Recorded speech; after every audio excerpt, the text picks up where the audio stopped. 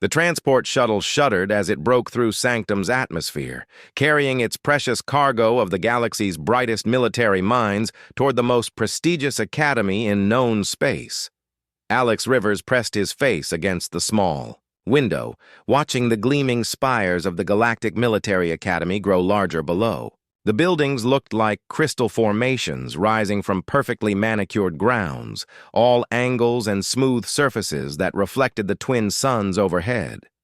Around him, the other passengers whispered in various alien languages, their voices creating a symphony of clicks, whistles, and harmonic tones that human ears could barely process. Alex had spent months learning the basic trade language, but these conversations flew past his understanding like ships in hyperspace.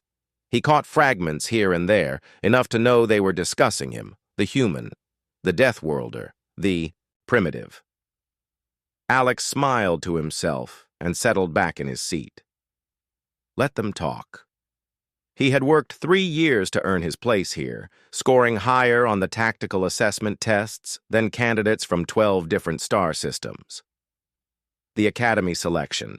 Board had been reluctant to accept an applicant from Earth, but his scores were impossible to ignore. Now he was here. The first human ever admitted to the Advanced Tactical Warfare program. The shuttle touched down with barely a whisper on the landing pad. As Alex gathered his single duffel bag, he noticed the other students had multiple cases of equipment, servants carrying their belongings, and family members offering final words of wisdom. He walked alone across the tarmac, his worn boots clicking against the polished stone. The Academy's main hall stretched impossibly high above them, its walls covered in holographic displays showing famous battles from across the galaxy. Students moved through the space in small groups, naturally clustering by species. The tall, elegant Ilani glided rather than walked, their movements so graceful they seemed to dance.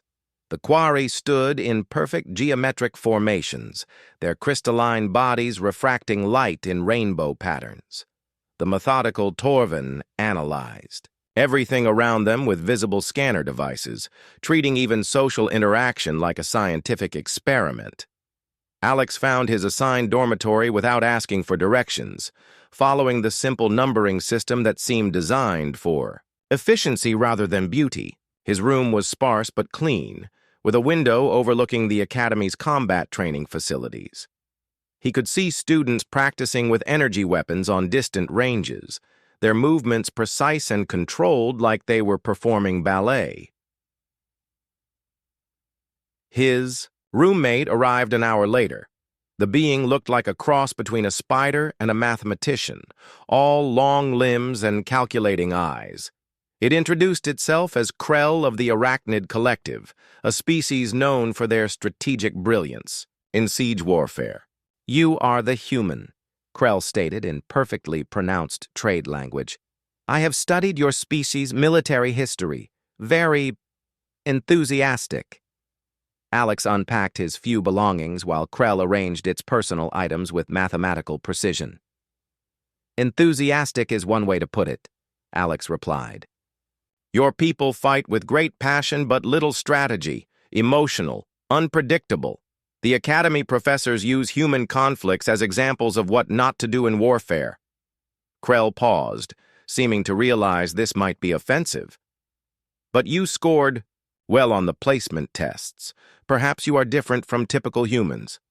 "Perhaps," Alex said, hanging his few clothes in the provided closet. Everything he owned fit in one small space, while Krell's possessions filled 3/4 of the room with complex instruments and reference materials.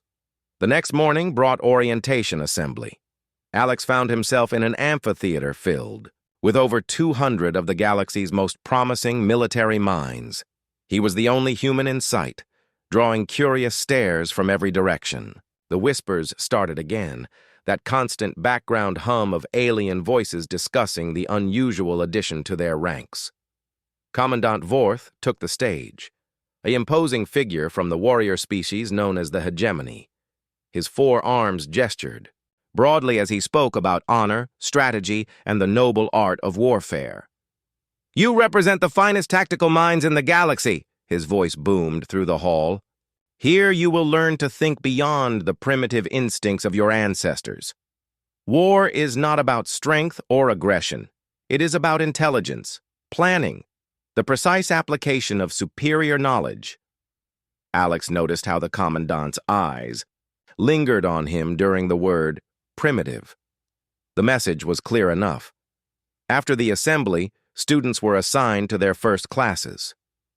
Alex followed the flow toward advanced theoretical combat, housed in a building that looked more like a temple than a classroom. Professor Timel waited inside, a quarry whose crystalline form seemed to pulse with internal light. Mathematical equations floated in the air around him, complex formulas that described battlefield logistics and resource allocation. "Welcome to the study of true warfare," Professor Timel began, his voice creating harmonics that resonated through the crystal walls. "You will learn to rise above the barbaric impulses that plague lesser civilizations. War, properly conducted, is a science. Every movement calculated, every decision based on logical analysis of available data." The alien students took their seats in perfect order, their note-taking devices already active and recording. Alex sat in the back row, his simple paper notebook looking ancient among all the holographic displays and quantum storage devices. He could feel eyes on him, waiting to see how the primitive human would handle advanced galactic education. Professor Timel activated a large holographic display showing a tactical scenario. "Consider this engagement," he said, manipulating the images with graceful gestures. "A superior force encounters primitive opponents who rely on emotional responses rather than strategy. How do we achieve victory with minimal resource expenditure?" The alien students eagerly raised hands, offering suggestions about maintaining distance, using technological advantages, and avoiding direct confrontation with irrational enemies. Alex listened to their answers, noting how they spoke about warfare like it was a chess game played with statistics and probability curves. "Excellent responses," Professor Timel praised. "Remember, when facing opponents who lack strategic sophistication, the key is never to descend to their level. Maintain your advantages. Use your superior intellect. Never allow primitive aggression to dictate the terms of engagement." Alex raised his hand slowly. The classroom fell silent as every alien head turned to look at him. "Yes?" Professor Timel asked, his tone suggesting mild curiosity about what the human might contribute. "I was wondering," Alex said in his simple, direct way, "how often these theories get tested against actual primitive opponents?" The question hung in the air like smoke from a battlefield. Professor Thimel's crystalline form flickered with what might have been amusement at Alex's question. The holographic displays around the classroom shifted to show detailed breakdowns of primitive warfare tactics, each example carefully annotated with mathematical formulas proving their inferiority. "An astute inquiry from our Deathworld colleague," the professor said, the term Deathworld carrying just enough emphasis to make it sound like an insult wrapped in academic politeness. "As it happens, today's lecture focuses precisely on optimal engagement strategies against technologically inferior opponents." The alien students leaned forward in their seats, data tablets glowing as they prepared to absorb the wisdom of one of the galaxy's most respected tactical theorists. Alex settled back in his chair, pulling out his primitive paper notebook and an actual pen. The sight of such ancient recording methods drew more curious stares. "Observe this scenario," Professor Timel continued, manipulating the holographic display to show a detailed battlefield simulation. "A civilized military force encounters resistance from a species that has not yet developed beyond kinetic projectile weapons. Notice the clear technological disparity." The simulation played out in perfect detail. Graceful alien forces advanced with energy shields gleaming, their movements coordinated through quantum communication networks. Their primitive opponents charged forward with crude weapons, their formation breaking apart under the superior firepower. The battle ended in minutes with minimal casualties to the advanced force. The key principle, Professor Taimal explained, while mathematical equations floated beside the images, is maintaining engagement distance. Primitive species excel at close-quarters combat due to their evolutionary development on hostile worlds. Their advantage lies in physical strength and aggressive instincts rather than tactical intelligence. A Quarry student raised one crystal appendage. Professor, what about the psychological factors? Primitive species often fight with apparent disregard for survival calculations. Excellent question. Zephyr Prime 7.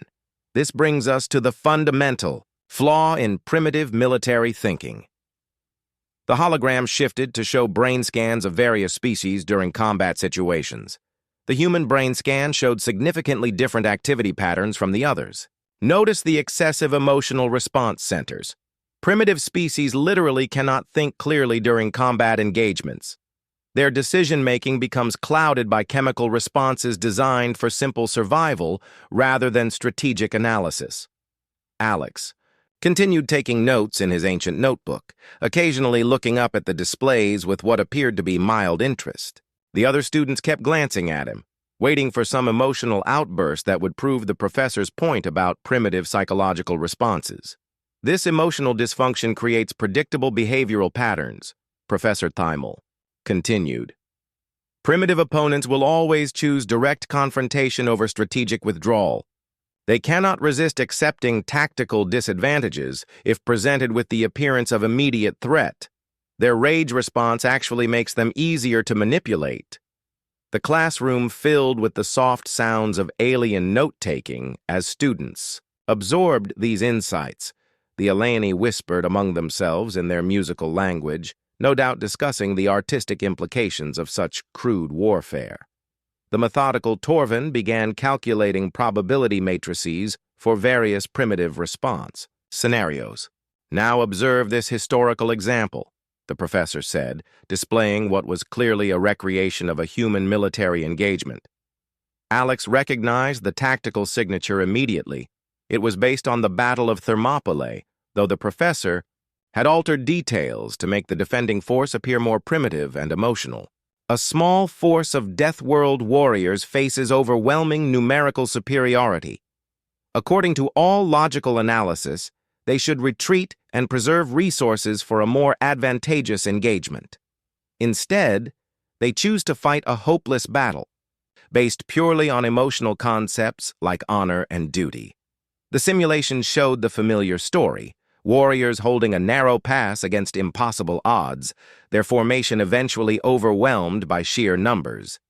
Professor Thymal used it as an example of how primitive emotional responses led to tactical disasters and unnecessary casualties.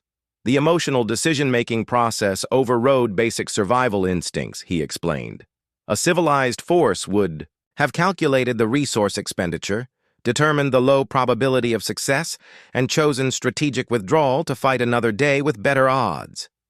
An Alani student raised a graceful hand. But, Professor, did this engagement not serve a strategic purpose in the larger conflict? The delay allowed their main forces to prepare defenses elsewhere. Professor Thymal's light patterns shifted to what Alex was learning to recognize as the Quarry equivalent of condescending patience. Young harmony of the singing winds, you are applying civilized strategic thinking to a primitive situation. The defenders had no grand strategy.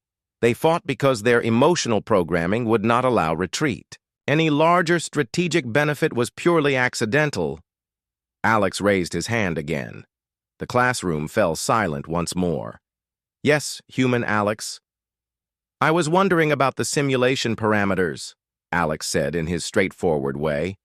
Are these based on actual combat data or theoretical models? These are reconstructed from historical records and adjusted for known psychological patterns of primitive species, the professor replied. The theoretical framework has been validated through extensive computer modeling. Computer modeling. Based on what assumptions about primitive tactical thinking? The question created an uncomfortable pause. Several alien students exchanged glances, sensing something in the humans' tone that their professors had warned them about: the unpredictable nature of Deathworld psychology. Professor Thimel's crystalline form brightened slightly. The assumptions are based on observed behavioral patterns. Primitive species demonstrate consistent preference for direct confrontation, emotional decision-making, and tactical inflexibility. These patterns have been documented across multiple Deathworld species. Have any of these theoretical models been tested against actual primitive opponents?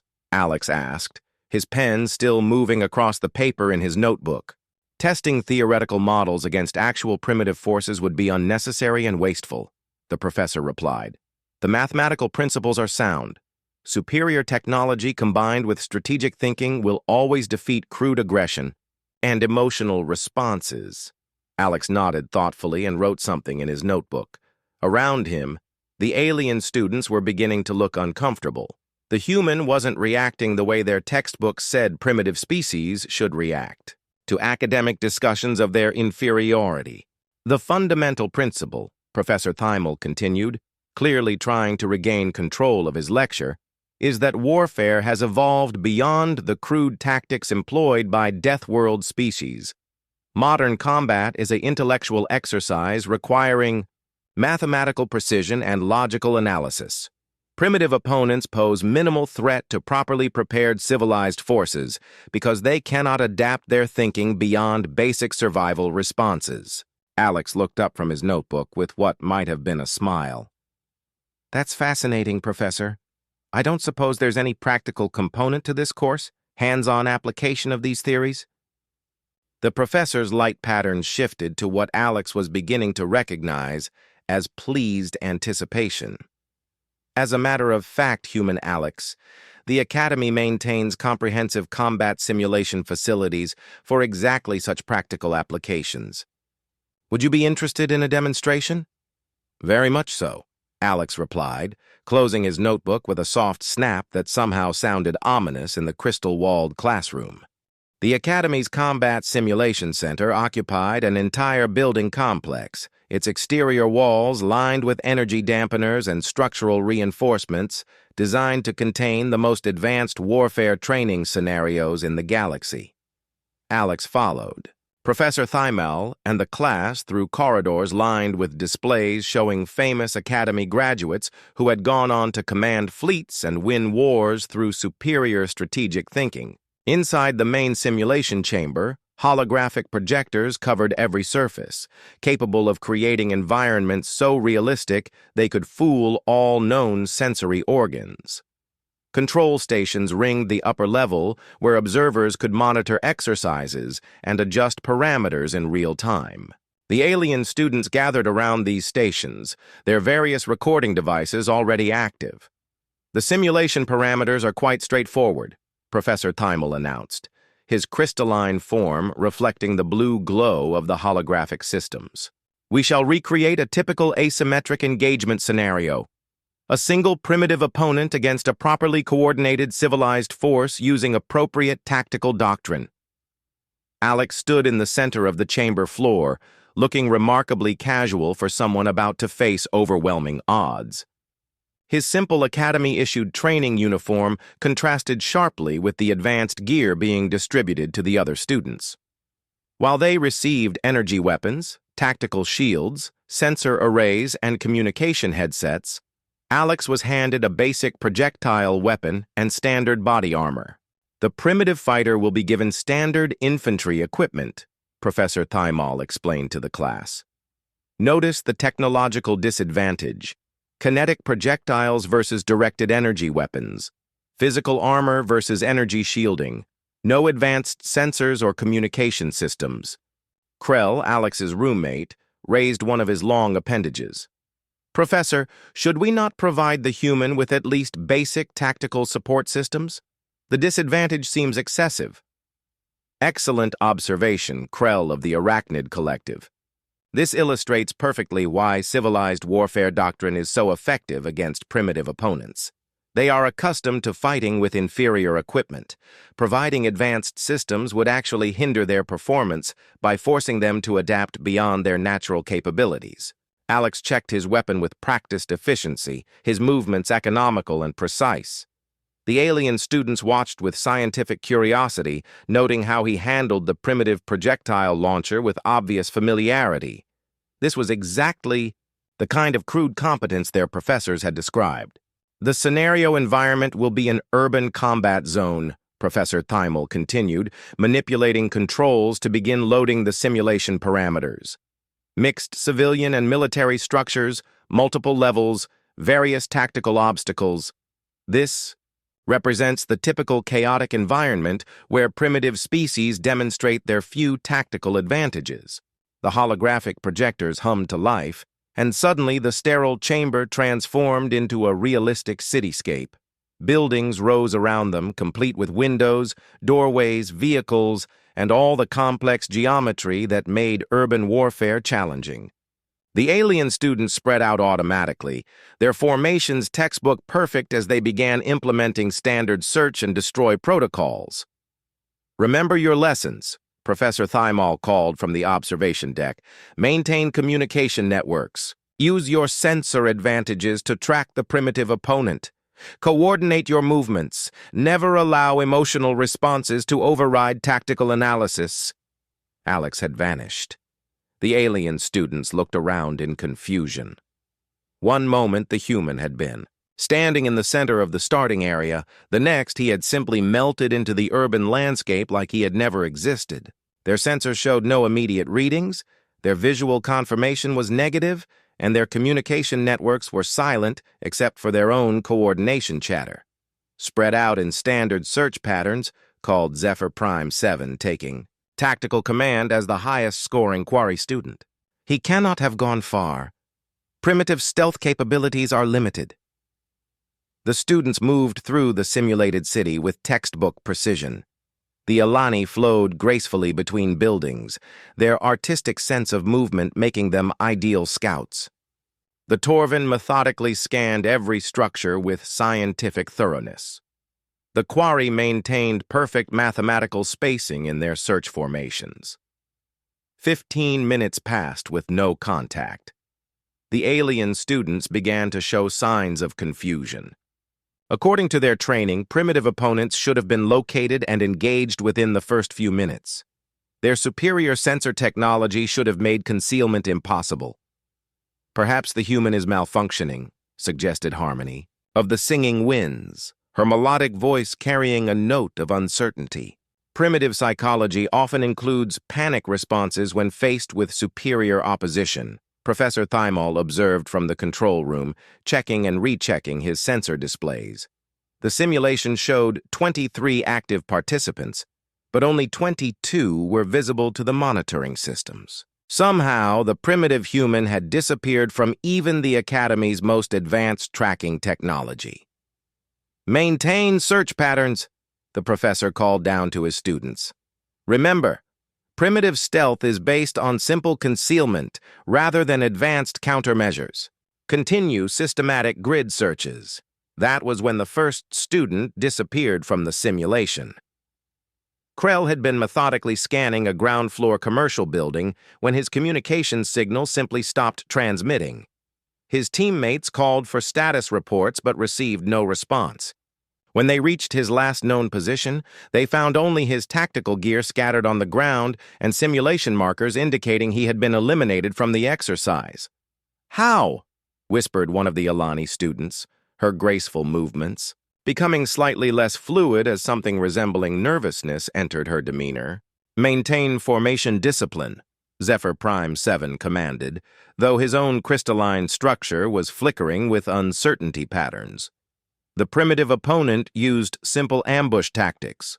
We should have anticipated this behavior. The second elimination came 10 minutes later. A Torvin student was conducting detailed structural analysis of a multi-story building when his life signs flatlined in the simulation. His teammates found his equipment neatly arranged in a doorway, but no sign of struggle or indication of how he had been neutralized. Professor Thymel frowned at his displays. The elimination methods weren't showing up on the simulation analysis. Whatever the human was doing, it was too quick and efficient for the monitoring systems to capture detailed tactical data. "This is unexpected," he murmured to himself. "Primitive tactics should be crude and obvious." The third elimination was different. Harmony of the Singing Winds was moving through a narrow alley when her scream echoed through the communication network. Her signal cut off mid-word, but not before her teammates heard what sounded like genuine terror in her melodic voice. The remaining students began to cluster together, their textbook formations forgotten as something like fear started to influence their decision-making. This was exactly the kind of emotional response they had been trained to avoid, but their academic preparation hadn't included facing an opponent who seemed to exist outside the rules of engagement they understood. "Professor," Zephyr Prime 7 called to the observation deck, his voice carrying harmonics of distress. "Request tactical analysis of opponent capabilities. The elimination methods are not matching theoretical models." Professor Thymel stared at his blank sensor displays. According to every instrument in the facility, there was only one life sign in the simulation chamber besides his students, but that life sign had somehow eliminated 3 opponents without leaving any trace of tactical methodology. "Continue. The exercise," he commanded, though his own certainty was beginning to waver. "Adapt your search patterns. The primitive opponent is using environmental advantages exactly as theory predicts." But as Alex continued to hunt through the simulated city, Professor Thymel was beginning to suspect that his theories might need some revision. What the alien students experienced over the next hour challenged everything they thought they knew about warfare. Alex had not simply vanished into the urban simulation, he had become part of it. Every shadow could hide him. Every building could contain him. Every ordinary object could become a weapon in his hands. The fourth elimination came when a group of 3 Quarry students thought they had cornered him in a dead-end alley. They approached with perfect coordination, their energy weapons charged, and their formation mathematically precise. They found clothing scattered on the ground, the human's jacket arranged to look like a body. When they bent to investigate, Alex dropped from a fire escape above them, landing silently behind their position. 3 quick strikes, and all 3 were eliminated before they could even cry out. But Alex wasn't just hunting them, he was teaching them fear. The remaining students began finding disturbing arrangements throughout the simulated city. Their fallen teammates' equipment was left in impossible positions. Weapons hanging from light poles, armor pieces arranged in geometric patterns that spelled out messages in human script that none of them could read, but somehow understood, meant danger. The psychological impact was devastating. "This is not how primitives are supposed to fight," gasped Krell, his compound eyes darting nervously as he scuttled through what had once been a secure corridor. "Where is the direct confrontation? Where is the emotional response?" The answer came in the form of Alex's voice, somehow transmitted through their own communication network, despite him having no access to their frequency encryption. His words were calm, almost conversational, like he was discussing weather, rather. "Then warfare. You're thinking like prey," the human's voice said, causing every alien student to freeze in terror. "Prey runs in predictable patterns. Prey clusters together for false comfort. Prey makes noise when it's scared." The communication network crackled and went silent. Somehow, Alex had not only accessed their secure military-grade encryption, but had used it to deliver a psychological attack that paralyzed his opponents more effectively than any weapon. Professor Thymel watched from the observation deck as his students' perfect formations completely broke down. The Alani, usually graceful, in all circumstances were now moving in jerky, panicked motions. The methodical Torvin had abandoned their systematic approach and were simply running from building to building. The Quarry, whose mathematical minds should have maintained logical analysis, were clustering together in defensive positions that made no tactical sense. Emotional compromise across all species groups, he noted to himself, though his own crystalline structure was flickering with patterns of deep unease. How is one primitive opponent causing system-wide tactical breakdown? The answer lay in something the Academy textbooks had never addressed. Alex wasn't fighting a battle. He was conducting psychological warfare at a level that these civilized species had never encountered. Every elimination was designed not just to remove an opponent, but to terrorize the survivors. Every message left behind was calculated to make them question their assumptions about safety, superiority, and survival. The fifth elimination was a masterpiece of fear. 2 Ilani students had taken refuge in what they thought was a secure building, barricading themselves behind furniture and monitoring all approaches. They maintained perfect watch schedules, kept their weapons charged, and followed all protocols for defensive positioning. Alex killed the lights. The building's power systems went down in sequence, each floor going dark from bottom to top with mechanical precision. The Ilani students activated their personal illumination systems, casting dancing shadows that suddenly seemed full of threats. Their enhanced hearing, usually an advantage, now worked against them as every small sound became potential danger. When the power came back on 30 minutes later, one student was gone. The other was found curled in a corner, her graceful form trembling with terror she couldn't explain. She kept repeating that her partner had been there one moment, then simply wasn't, like he had been erased from existence. The primitive is using environmental manipulation beyond theoretical parameters, Professor Thymel observed, though he was beginning to suspect that calling Alex primitive was a dangerous misunderstanding. The psychological pressure continued to build. Alex began leaving gifts for his remaining opponents, their own equipment, modified in ways that shouldn't have been possible with the basic tools available to him. Energy weapons were rewired into crude but effective booby traps. Communication. Devices were reprogrammed to play disturbing sounds at random intervals. Even their food supplies were tampered with. Not poisoned, but rearranged to spell out human words they couldn't read but instinctively feared. By the 6th hour of what should have been a 30-minute exercise, only 8 students remained active. They had formed a defensive circle in the central plaza, backs together, weapons pointing outward in all directions. It was the kind of desperate last stand that their textbooks said primitive species would make when faced with superior tactics. The irony was not lost on Professor Thymel. "Status report," he called down to his students, though his own voice carried less authority than it had at the beginning of the exercise. "No contact with primary target," reported Zephyr Prime 7, his crystalline structure dim with exhaustion and stress. 15 teammates eliminated through unknown methodology. Recommend immediate extraction and tactical reassessment. "Negative," Professor Thymel replied, though he was beginning to question his own decision.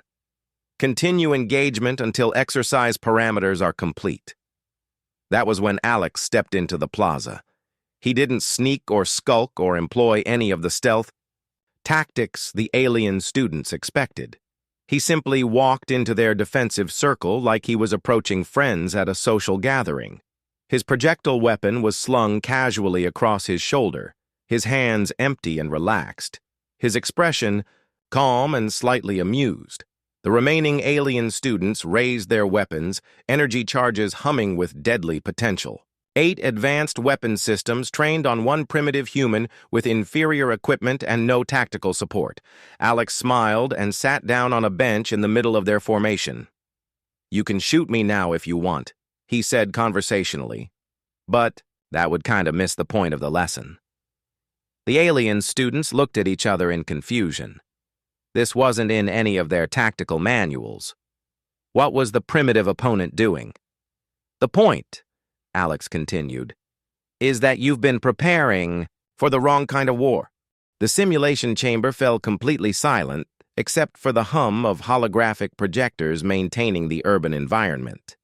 8 alien students kept their energy weapons trained on the human sitting casually on a bench in front of them, but none of them seemed to know what to do next. Their tactical training had covered every possible combat scenario except this one, an opponent who had systematically eliminated most of their team and then voluntarily surrendered his strategic advantage. Alex looked around at the circle of weapons pointed at him with the same expression he might have worn while examining an interesting piece of artwork. There was no fear in his posture, no tension in his muscles. No sign that he considered himself to be in any danger despite being outnumbered and outgunned. "You can put those down," he said gently. "The exercise is over." Professor Tymal's voice crackled through the communication system from the observation deck above. "Negative. Exercise continues until all objectives are achieved. Students, eliminate the primitive target and complete the tactical scenario." But the alien students didn't. Move! Something in the past 6 hours had fundamentally changed their understanding of the situation, and they were no longer sure who was the hunter and who was the prey. Alex reached into his pocket and pulled out his ancient paper notebook, the same one he had been writing in during the professor's lecture. He flipped through pages covered with sketches, diagrams, and notes written in human script. "Would you like to know how I eliminated your teammates?" he asked conversationally. "Or would you prefer to figure it out yourselves?" Zephyr Prime 7's crystalline structure flickered with confused light patterns. "You used primitive stealth tactics and environmental advantages exactly as theoretical models predicted." Alex laughed, a sound that seemed genuinely amused rather than mocking. "Is that what you think happened here?" He stood up from the bench, moving slowly so as not to startle anyone holding a charged energy weapon. The alien students tracked his movement, but still seemed uncertain about whether to fire. "Let me tell you what really happened," Alex said, walking toward the nearest building wall. "Your theoretical models assumed I would think like you think. Logical, mathematical, predictable." He placed his hand against the holographic wall, and suddenly the surface displayed a complex three-dimensional map of the entire simulation area. Every building, every room, every corridor was highlighted with movement traces showing exactly where each alien student had gone during the exercise.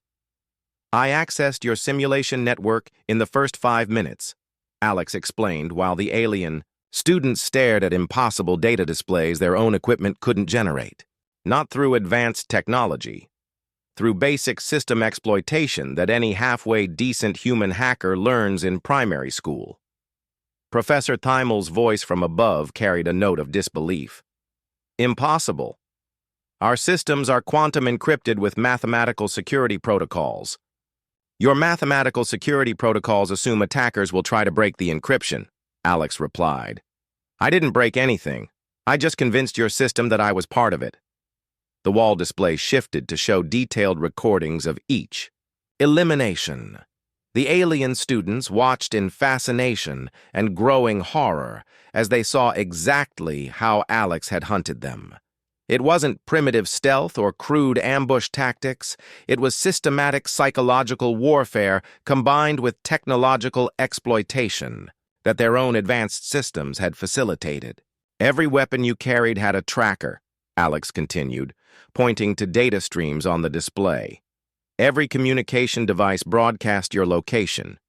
Every sensor array you trusted was feeding me information about your movements, emotional states, and tactical decisions." Krell's compound eyes focused with sudden understanding. "You turned our advantages into weaknesses." "Exactly," Alex said. "But that's not the important lesson."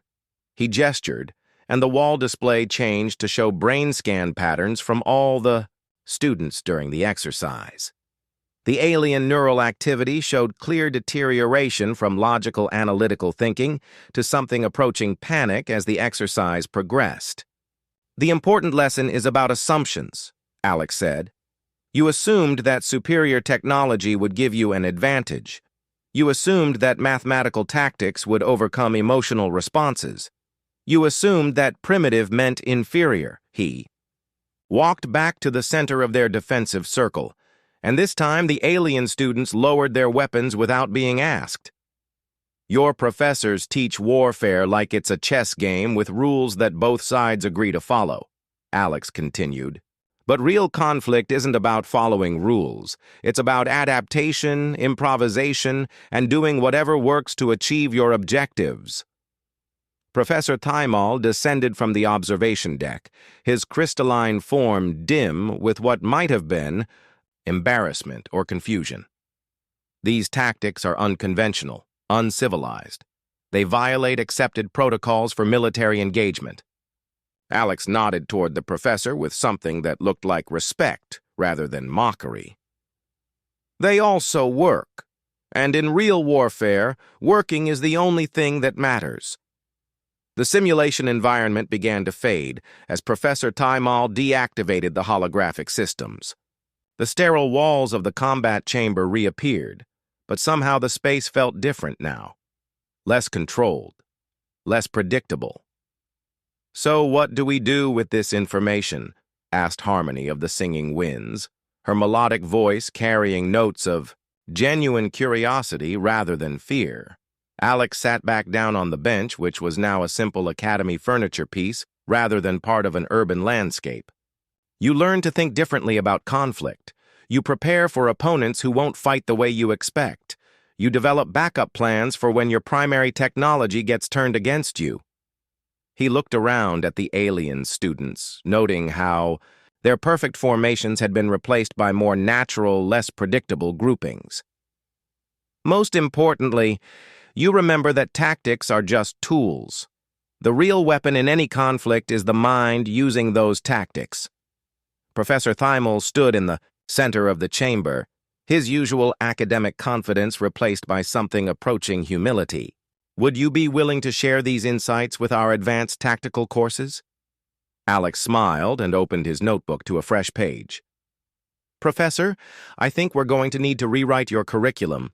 The Academy's most prestigious course had just learned its first real lesson about warfare from the primitive Deathworlder they had so badly underestimated. And somehow, Alex suspected this was just the beginning of their education.